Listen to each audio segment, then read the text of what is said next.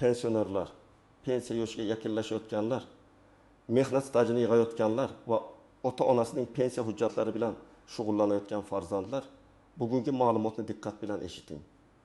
2026 yilga borib pensiya tizimida kutilayotgan o'zgarishlar oddiy raqamlar emas. Bu har bir oilaning daromadiga, kelajakdagi pensiya miqdoriga, staj hisobiga va hujjat topshirish tartibiga bevosita ta'sir qilishi mumkin. Men sizga vahima qilish uchun emas, tayyor bo'lish uchun gapiryapman.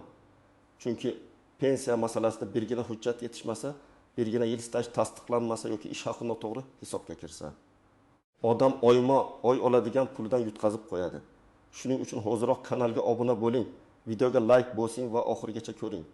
Bu ma'lumot sizga, ota-onangizga yoki yaqin qarindoshingizga juda kerak bo'lishi mumkin. Avvalo asosiy narsani tushunib olaylik. Pensiya tizimi oddiy tilda aytganda 3 ta katta ustunga tayanadi. Yosh, staj va badal to'langan daromad. Ya'ni odam belgilangan yoshga yetadimi? Yetarli ish staji bormi? Rasmiy ishlaganmi? Ish beruvchi soliqlar va ijtimoiy to'lovlarni to'g'ri ko'rsatganmi? Mana shu omillar pensiya miqdorini belgilaydi. Avvalgi yillarda ko'p odamlar pensiyani faqat yoshim yetdi, endi pensiya chiqadi deb tushunardi. Lekin amalda bunday emas. Pensiya chiqish huquqi alohida. Pensiya miqdori alohida masala. Masalan, ikki kishi bir xil yoshda pensiya chiqishi mumkin, lekin biri 1 million 200 ming so'm olsa, ikkinchisi 2 million 500 ming so'm olishi mumkin. Nega? Chunki ularning staji, rasmiy maoshi, hujjatlari, imtiyozli davrlari va hisobga olinadigan ko'rsatkichlari har xil.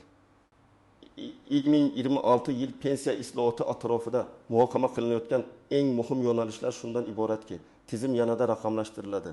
Yashirin ish stajiga munosabat qattiqlashadi. Rasmiy bandlikning ahamiyati oshadi. Pensiya tayinlashda elektron ma'lumotlar asosiy o'ringa chiqadi. Bu nimani anglatadi? Agar odamning mehnat daftarchasida yozuv bor, lekin elektron bazada ma'lumot bo'lmasa yoki ish haqi bo'yicha to'lovlar ko'rinmasa, kelajakda pensiya hisoblashda savollar ko'payishi mumkin. Men bu yerda bir narsani alohida ta'kidlayman. Har qanday islohot bo'yicha yakuniy tartibni faqat rasmiy qarorlar, qonunlar va vakolatli idoralar tasdiqlaydi. Lekin tayyorgarlikni bugundan boshlash kerak. Chunki pensiya hujjatlarini tartibga solish bir kunda bitadigan ish emas. Ayniqsa 1910 yillar, 2000 yillar boshda ishlaganlar, korxonasi yopilib ketganlar, arxivga hujjat topshirilmagan tashkilotlarda ishlaganlar juda ehtiyot bo'lish kerak. Asosiy qism nimalarni bilish kerak, kim xavotir olish kerak, kim esa xotirjamroq bo'lishi mumkin. Birinchi masala rasmiy staj. Ko'pchilik men 3 yil ishlaganman deydi. Men esa ekspert sifatida doim bitta savol beraman. Bu 3 yil qog'ozda va elektron bazada isbotlanadimi? Chunki pensiya idorasi og'zaki ishlaganman degan gapga qarab pensiya hisoblamaydi. Sizning ishga kirganingiz, ishdan bo'shaganingiz, lavozimingiz, ish haqi, badallar, tashkilot ma'lumotlari tasdiqlanishi kerak. Masalan, Anvar aka 1992-yildan 1990-yilgacha zavodda ishlagan. Mehnat daftarchasida yozuv bor. Lekin zavod 2005-yilda tugatilgan. Arxivga hujjatlar to'liq topshirilmagan.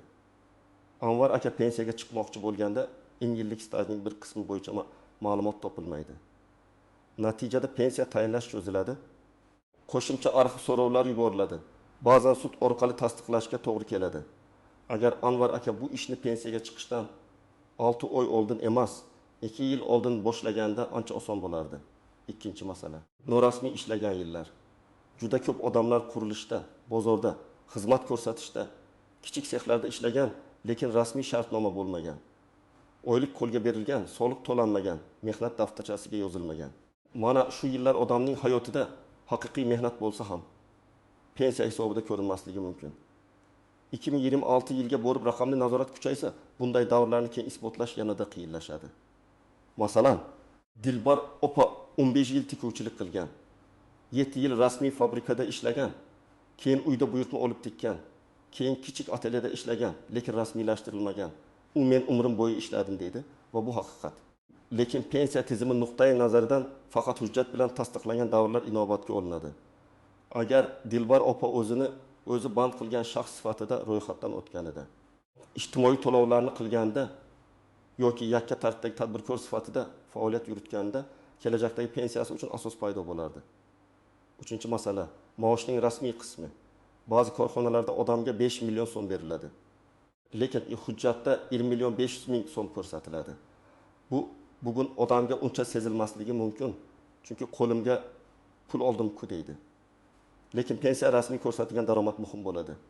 Ertaga pensiya hisoblanganda tizim sizning haqiqiy olganingizni emas, hujjatda va bazada ko'ringanini ko'radi. Oddiy misol, ikki haydovchi bor. Birinchisi rasmiy 4 million so'm maosh olgan va hammasi hujjatda ko'rsatilgan. Ikkinchisi ham 4 million olgan. Lekin hujjatda 1 million 200 ming so'm yozilgan, qolganini konvertda olgan. 5 yil o'tgach, ikkalasi pensiyaga chiqqanda ikkinchi haydovchi nega mening pensiyam kam deb hayron bo'ladi. Javob oddiy. Tizim konvertdagi pulni tanimaydi. 4-masala ayollar va bola parvarishi davri. Ko'p onalar bola parvarishi uchun uyda o'tirgan davrlar pensiyaga qanday ta'sir qilishini bilmaydi. Qonunchilikda ayrim davrlar stajga qo'shilishi mumkin, lekin bu avtomatik va cheksiz degani emas. Har bir holatda hujjat kerak. Bolaning tug'ilganlik guvohnomasi, mehnat faoliyati bilan bog'liq ma'lumotlar, nafaqa yoki ta'til bo'yicha buyruqlar. Ayollar uchun eng katta xato shuki, ular bolalarim bor, demak hammasi hisoblanadi deb o'ylaydi. Aslida qaysi davr, qancha muddat va qanday tartibda hisoblanishini oldindan tekshirtirish kerak. Masalan, Mahbuba opa 3 farzand tarbiyalagan. U har bir farzand tug'ilganda 2-3 yil uyda bo'lgan. Korxona buyruqlari saqlangan bo'lsa, mehnat daftarchasida uzilishlar to'g'ri aks etgan bo'lsa, bu davrlarni inobatga olish osonroq bo'ladi. Lekin korxona tugatilgan, buyruqlar yo'q, tug'ilganlik guvohnomasida familiya o'zgargan, nikohdan keyingi hujjatlar mos kelmay qolgan bo'lsa, masala murakkablashadi. 5-masala. Chet elda ishlaganlar. So'nggi yillarda juda ko'p fuqarolar Rossiya, Qozog'iston, Turkiya, Koreya yoki boshqa davlatlarda ishladi. Savol, u yerdagi mehnat staji O'zbekistondagi pensiyaga qo'shiladimi? Bu savolga bir og'iz javob berib bo'lmaydi. Hammasi davlatlararo bitimlar, rasmiy mehnat shartnomasi, to'langan badallar, hujjatlarning tan olinishi va tarjimalariga bog'liq. Norasmiy ishlagan odamning chet eldagi mehnatini isbotlash juda qiyin. Masalan, Rustam aka Saqazil Rossiyada qurilishda ishlagan. Patent olgan, lekin ish beruvchi bilan to'liq rasmiy shartnoma qilmagan. Ish haqi kartaga emas, naqd berilgan. Endi u bu 2 yilni pensiya stajiga qo'shmoqchi. Amalda esa qo'lida faqat kirib chiqish muhrlari va ayrim pul o'tkazmalari bor. Bu hujjatlar mehnat stajini to'liq tasdiqlamasligi mumkin. Shu sabab chet elda ishlayotganlar hozirdan shartnoma, ish beruvchi ma'lumotnomasi, soliq yoki ijtimoiy badal bo'yicha hujjatlarni saqlab borish kerak. Kimlar ko'proq xavotir olishi kerak? Birinchi navbatda pensiyaga 5 yil qolganlar. Chunki ular hujjatlarni zudlik bilan tartibga solishi kerak. Ikkinchi toifa, korxonasi yopilib ketgan, arxiv hujjatlari noaniq bo'lganlar. Uchinchi toifa, umrining katta qismini norasmiy ishlaganlar. 4-toifa, familiyasi, ismi, tug'ilgan sanasi hujjatlarida turlicha yozilganlar. 5-toifa, chet elda ishlaganlar. 6-toifa, mehnat daftarchasini yo'qotganlar yoki unda xatolar borlar. Kimlar nisbatan xotirjamroq bo'lishi mumkin? Hozir rasmiy ishlayotgan, ish haqi to'liq ko'rsatilayotgan, elektron mehnat daftarchasi yuritilayotgan, soliq va ijtimoiy to'lovlar muntazam aks etayotgan, hujjatlari bir xil va tartibli bo'lgan fuqarolar. Lekin men ularga ham umuman xavotir olmang demayman. Chunki bazadagi xato, ish beruvchining noto'g'ri kiritgan ma'lumoti yoki familiyadagi bitta harf farqi ham keyin muammo tug'dirishi mumkin. Endi eng muhim, ko'pchilik e'tibor bermaydigan nozik masalalarga o'tamiz. Birinchi tuzoq. Mehnat daftarchasida muhr bor, lekin yozuv noto'g'ri. Masalan, ishga kirgan sana bor, ishdan bo'shagan sana yo'q, yoki lavozim yozilgan, lekin buyruq raqami ko'rsatilmagan, yoki tashkilot nomi qisqartma bilan yozilgan. Keyin bu tashkilot qaysi korxona ekani aniqlanmaydi. Bunday xatolar stajni rad etishga emas, balki qo'shimcha tasdiq talab qilinishiga olib keladi. Lekin qo'shimcha tasdiq topilmasa, odam zarar ko'radi. Ikkinchi tuzoq. Hujjatlardagi ism familiya farqi. Masalan, pasportda Shahnoza, mehnat daftarchasida Shahnoza, diplomda Shahnozaxon, nikoh guvohnomasida boshqa familiya. Oddiy odam bu men-ku hamma biladi deydi. Lekin rasmiy tizim uchun har bir harf muhim. Ayniqsa, arxiv ma'lumotnomalarida eski kiril yozuvi, lotin yozuvi, tarjima xatolari bo'lsa, ularni oldindan to'g'rilash kerak. Ba'zan notarial tasdiq, FHDYO ma'lumotnomasi yoki sud orqali shaxsga tegishlilikni aniqlash zarur bo'ladi. 3-tuzoq. Staj bor, lekin ish haqi ma'lumoti yo'q. Pensiya miqdoriga faqat ishlagan yil emas, balki daromad ham ta'sir qiladi. Agar eski yillardagi maosh ma'lumotnomasi topilmasa, pensiya minimal yoki o'rtacha ko'rsatkichlar asosida hisoblanishi mumkin. Bu esa kutilganidan past pensiya degani. Shu sabab arxivdan nafaqat falon yillarda ishlagan degan ma'lumot, balki ish haqi bo'yicha ma'lumotni ham so'rash kerak. 4-tuzoq. Imtiyozli pensiya masalasi. Ayrim kasblarda og'ir, zararli yoki alohida sharoitdagi mehnat uchun imtiyozli pensiya tartiblari bo'lishi mumkin. Lekin bu ham shunchaki men og'ir ishda ishlaganman degan gap bilan bo'lmaydi. Korxona ro'yxati, lavozim, ish sharoiti, attestatsiya, buyruqlar, tarif razryatlari va boshqa hujjatlar talab qilinadi. Masalan, shaxtada ishlagan odam bilan shaxta idorasida hisobchi bo'lib ishlagan odamning huquqi bir xil bo'lmasligi mumkin. Lavozim nomi juda katta ahamiyatga ega. 5-tuzoq. Pensiyani kechiktirib rasmiylashtirish.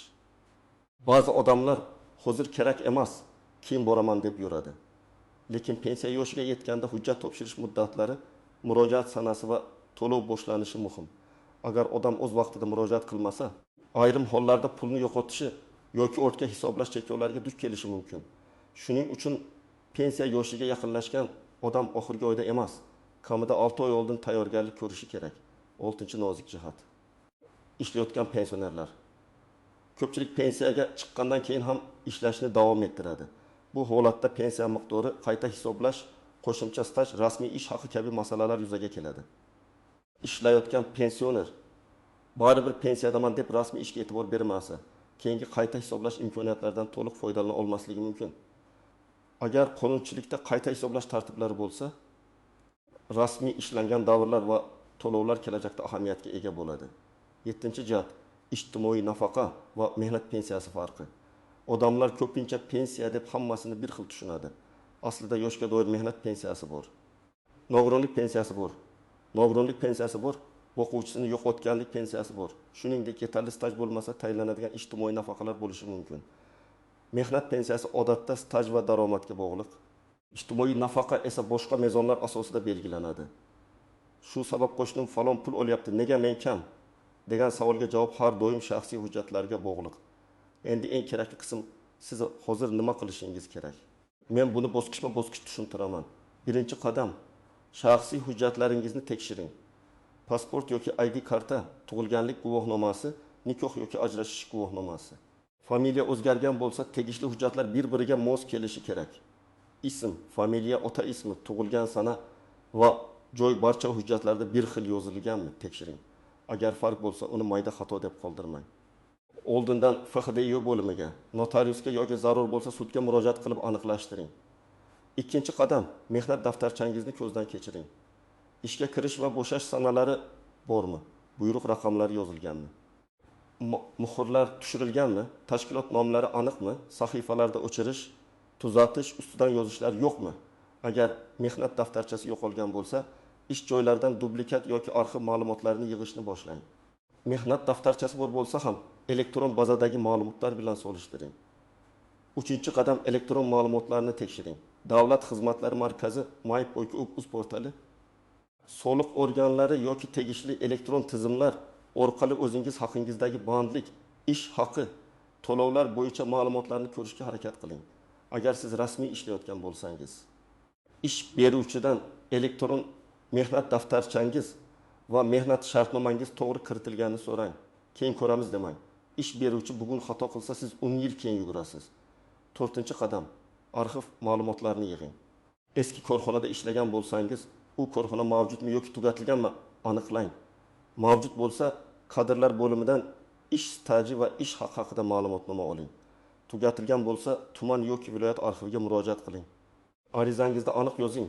Qaysi yillarda, qaysi tashkilotda, qaysi lavozimda ishlagansiz, ishga kirish va chiqish taxminiy sanalari eski familiyangiz bo'lgan bo'lsa, uni ham ko'rsating.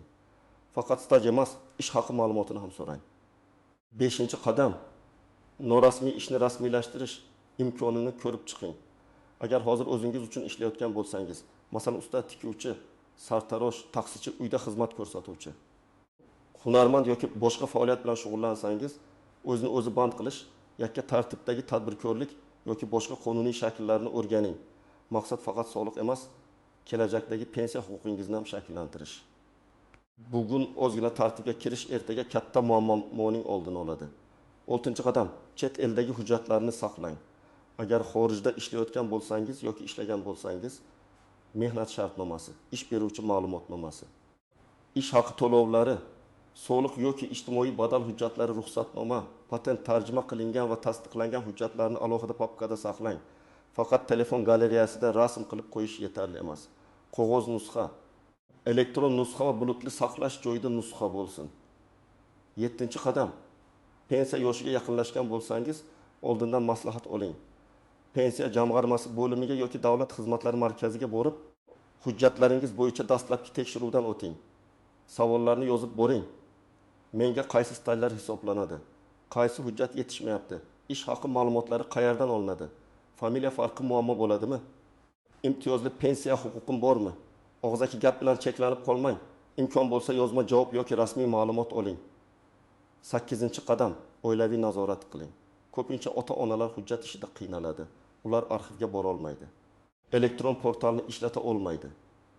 Farzandlar yordam berishi kerak.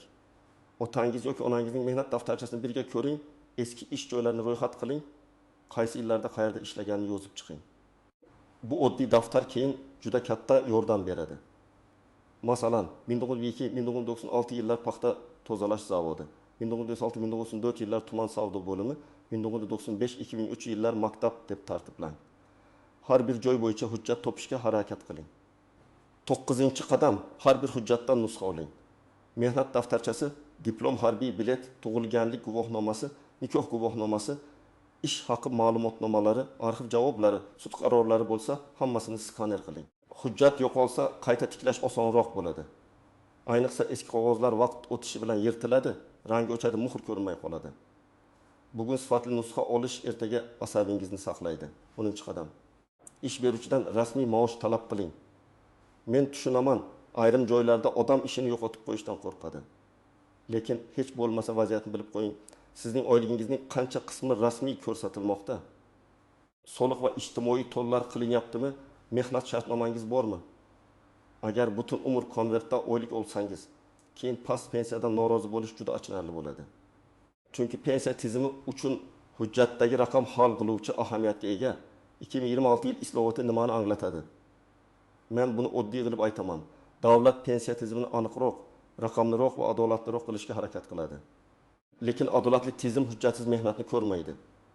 Kim rasmiy ishlagan, kim badal to'lagan, kim hujjatlarini tartibga keltirgan bo'lsa, u yutadi. Kim men ishlaganman, lekin hech narsa saqlamaganman desa, u qiynaladi. Shuning uchun bugungi tayyorgarlik ertangi pensiya miqdorini belgilashi mumkin. Yana bir muhim tavsiya, internetdagi har bir shov-shuvli xabarga ishonmang. Hamma pensiya yoshi oshadi, hammaning pensiyasi kesiladi. 2026 yildan staj bekor bo'ladi kabi gaplar tarqalishi mumkin. Har doim rasmiy manbani tekshiring. Qonun hujjatlari portali, pensiya jamg'armasi, bandlik va kambag'allikni qisqartirish vazirligi, davlat xizmatlari markazlari, soliq organlari e'lonlari.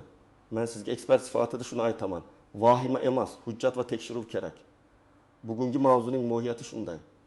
2026 yil pensiya islohoti atrofidagi o'zgarishlar har bir fuqaro uchun signal bo'lishi kerak. Rasmiy staj, elektron ma'lumot, ish haqi, arxiv hujjatlari, familiya va shaxsiy ma'lumotlardagi aniqlik kelajakdagi pensiyangizga bevosita ta'sir qiladi. Pensiyaga chiqishga hali vaqt bor deb beparvo bo'lmang. Ayniqsa ota-onangiz, yaqinlaringiz pensiya yoshiga yaqin bo'lsa, bugun hujjatlarni tekshirishni boshlang.